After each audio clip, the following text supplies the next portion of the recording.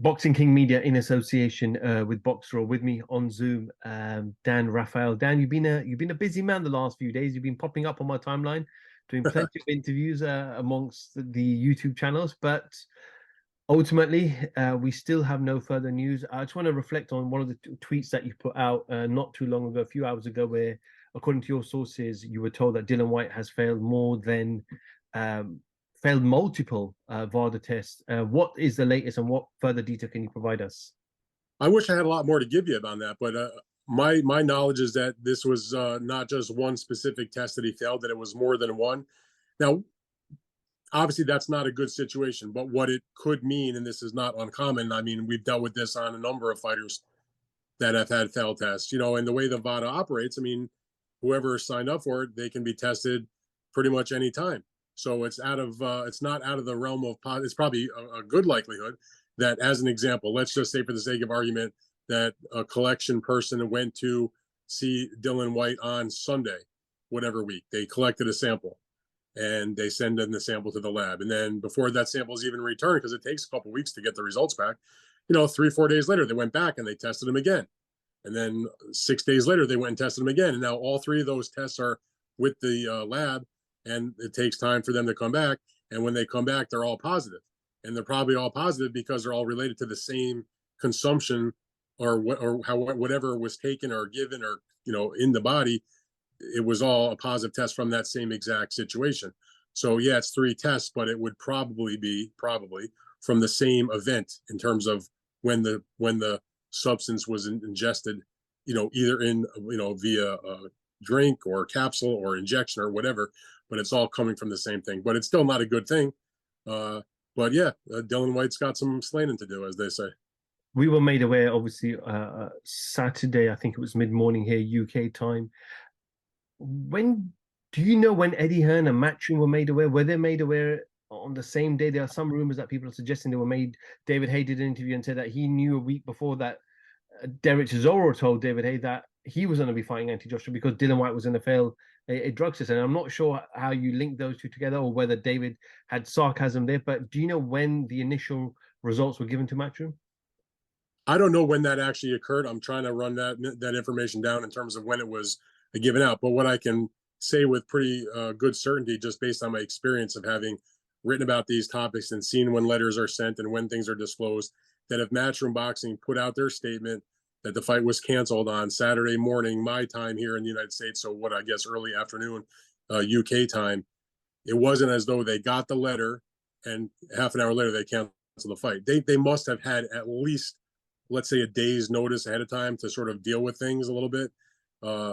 That would be my guess.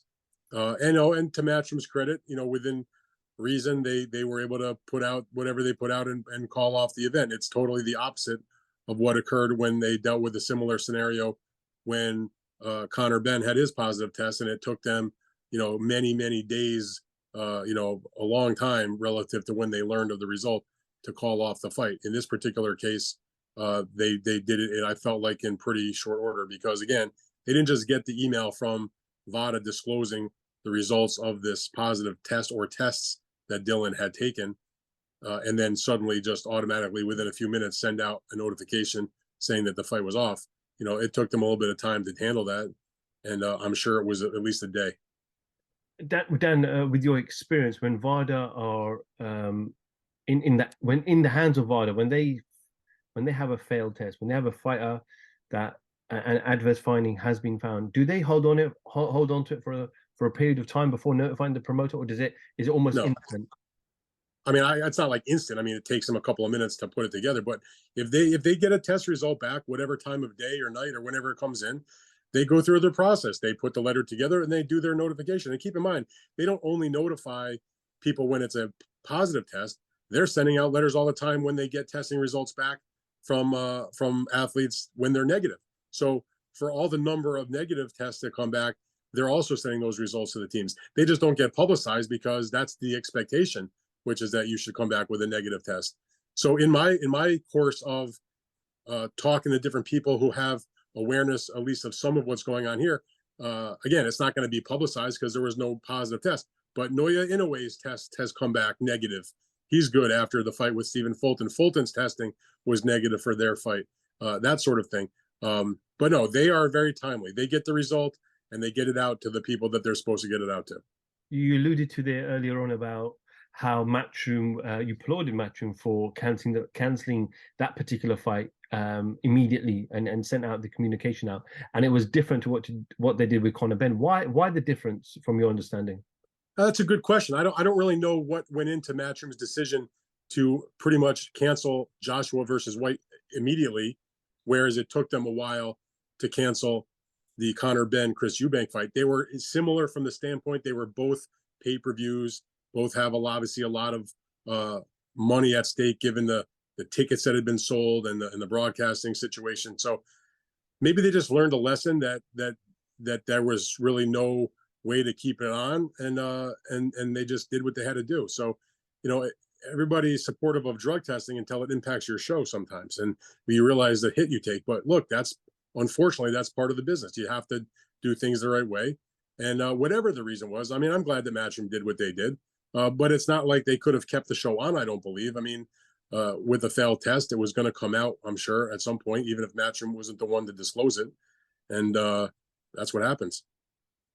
Listen, it's not the first boxing event to be canceled. I shouldn't say canceled. The fight is off. The event they're still trying to salvage as we discuss this and record this. Hopefully they'll be able to keep it on. But that's going to happen. I mean, it's just unfortunately part of the business. Sometimes things happen and shows and fights have to be postponed or canceled, and other times things go through with it. But if you're in the boxing promotion game, this is just one of those problems that sometimes crops up that you got to deal with. For clarity and for those wondering, when Vada email Matchroom, do they announce and confirm exactly what was found that was in the sample that they're taking out of Dillian White? Yeah, I can break it down for you. So what they do is, and I've seen these letters. I have not gotten the Dillian White letter. I'm endeavoring to get it. Haven't done so yet, but I've seen numerous letters over the years, and it's very straightforward. It's pretty much a form letter. It tells you. Again, I told you earlier that if they have a negative test and everything is good, they get the same letter. In this case, they give the same letter, and it just tells you when and where they tested. It'll usually say if it was a blood sample or a urine sample.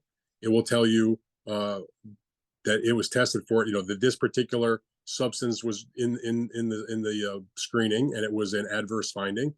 Then there's also it could say negative. It could also say there's a third category, which is sort of like kind of a gray area, and I forget what they call it, but in this case, it was an adverse finding, and it tells you what the substance is, and then it goes through the process. The athlete has the right to have the B sample tested at their expense, and Vada makes it clear, and everybody that signs up for Vada knows this.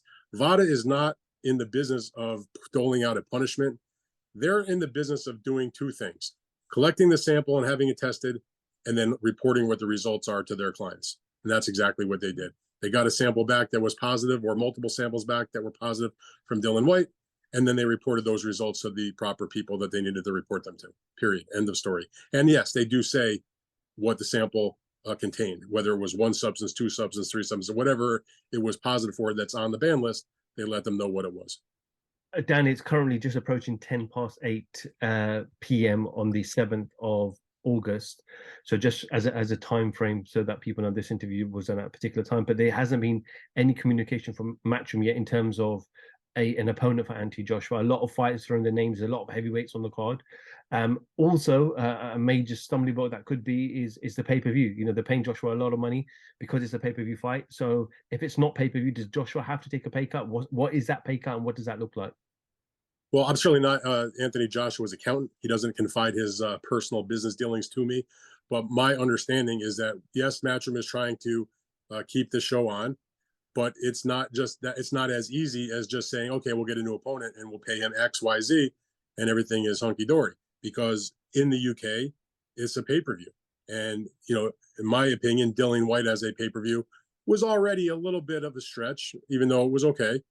But now if you're going to downgrade the opponent, which is inevitable given the time constraints, that it's very difficult if you are Matchroom or if you're Joshua or if you're DAZN, which are the three parties that are mainly involved in terms of the finances, to downgrade the opponent and still ask the public to spend the pay-per-view money, without taking a bath on. I mean, certainly, some people will still buy it. You're a diehard Joshua fan, or you're just looking for some good boxing action on that day, there's still some people that will purchase the event, but a lot of people will say, you know what, I want to see the White rematch, but I'm not going to buy it if he's fighting XYZ. So now my understanding is that and this is from people that are involved who have said this to me earlier in the day, they're trying to restructure their deal between DAZN, Matchroom, and Joshua to make the fight or the event as not a pay-per-view, that it would just be like the rest of the world. Like here in America, this fight card was always going to just be a regular part of our DAZN subscription. And they're trying to figure out a way to make that work in the UK, where if you subscribe to DAZN, you just get Joshua without the upcharge of the pay-per-view. And that changes a lot of the finances. That changes what DAZN is willing to guarantee and spend. That obviously changes what Anthony Joshua is going to make. They'd have to come up with a dollar figure that satisfies the opponent, whoever it may be. And Matchroom's going to have to figure out its side of the ledger. So my view on it is really, again, this could all change in the next, who knows, whenever they make a decision. But as of the moment, I don't think this is so much about can we get an opponent for Joshua. I think they've got different guys that are willing to take the fight for whatever they have to offer. It's the matter of, can they work out the finances beyond that, not just paying an opponent? Can we come up with a structure of a deal that is satisfactory to Matchroom Boxing, to Anthony Joshua, and to DAZN? And they're trying to work on that. I sort of figured that by the end of the day on Monday, when we're taping this, end of the day UK time, because that's where Matchroom is located and where some of the DAZN folks are, that there would be sort of a conclusion to this. But and I guess it could still happen, but we're already way past the end of business on Monday, so they're running out of time. As you know, we're in fight week. There's media obligations that are happening or that are scheduled. I'll tell you this though, I know this for a fact because I checked, because I called to just see what the status was. As one example, so the heavyweight contender Philip Hrgovic is on this undercard, supposed to fight Dempsey McKean. Philip Hrgovic has been training in Houston, Texas with Ronnie Shields for the last number of weeks to get ready for the fight. And I wondered, had Matchroom Boxing contacted any of the different fighters that were supposed to travel who aren't necessarily already in England for this event. So, I had the occasion to call the manager for Philip Hrgovic, Keith Connolly, who manages several fighters. And I said, hey, Keith, just curious, you're supposed to go over to the fight. Your guy's supposed to go to the fight. Did Matchroom tell you anything? Did they notify you? And his response was, look, they said, as far as we're concerned, we're going forward with this card. We're trying to get it all together. So Philip had a flight with him and Ronnie and members of the team to travel to the UK on Sunday. And my understanding is they got on the flight and they're in England now. So they're planning to fight. So Matchroom is still proceeding as though the event is happening. But as I said to somebody else, I said, it's on until it's not on. I mean, obviously they can change their mind at any moment. And of course that would be a wasted trip. But that's again part of what happens when you're doing these big boxing events. Dan, just a final one from me. There's There's four other heavyweights on the card. Chisora's fighting Washington, obviously, as you just said, there, Hrgovic and McKean. Do you feel like it could be one of them? Hellenius has popped out on my Twitter timeline over the last couple of hours as well, or do you expect it to be someone else outside of those four? I wish I had a real concrete answer. I mean, it's just my speculation. I think probably the easiest thing would have been, if you're going to downgrade it from pay-per-view to regular DAZN, that it would be in some ways easier to just take one of the guys that was already on the show and slide him into the spot against Joshua. But then it also messes up the undercard for the fight too. And so maybe they want to keep that together. And as you mentioned, there have been others that have, sort of thrown their name into that. You mentioned Hellenius. I saw that he comes off an easy win over the weekend. He's in shape, I guess, and he just fought and didn't really have a stressful time of it. He's not too far away, already in Europe. So that would, I guess, be conceivable. He's a known commodity. He's fought a lot of top guys. I mean, he did get blasted. The fight that people know about, even if he just won on the weekend, he got blasted out in less than one round by Deontay Wilder last fall. I got a text message the other night we've been texting back and forth the last day or so with Dimitri Salita, who was the promoter for Otto Whalen, who said, no, he reached out to Matchroom that Otto would be ready, willing, and able to do the fight.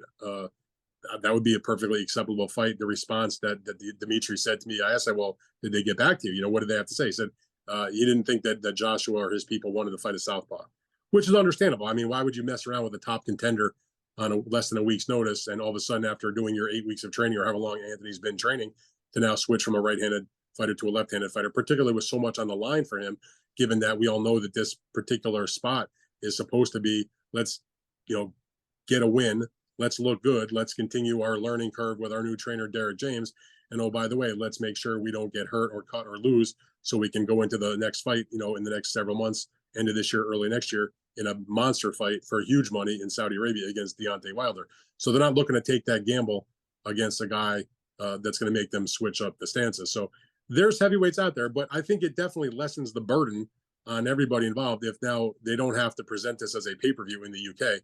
And I think, most fans are understanding, especially if they don't have to pay extra for it, that as long as you don't give them complete garbage, you give them like a legitimate fighter, a solid heavyweight, even if he's a big underdog, people will accept that. And you keep together what I thought is a pretty solid undercard. I mean, I've got no quarrel with McKean against Hergovich, or even, not to say Chisora and Gerald Washington are necessarily going to become the future heavyweight champion. But for two older guys that are on the downside of their career, which is sort of like last chance saloon kind of fight, there's nothing wrong with that. And, got some young guys on the card, Campbell Hatton and some other younger guys on there. So, I just hope that Matchroom's able to get it all worked out, and that they can get a reasonable opponent, that Joshua can be satisfied, that Matchroom can work things out, that the zone is not, put out too much about it, and we still get a nice event on Saturday. Dan, I appreciate your time, and we look forward to some more news, hopefully from Matchroom, hopefully the next couple of hours or early tomorrow morning. All right, you bet, Roz. My pleasure. Dan, Rafael, thank you for speaking to Boxing King Media.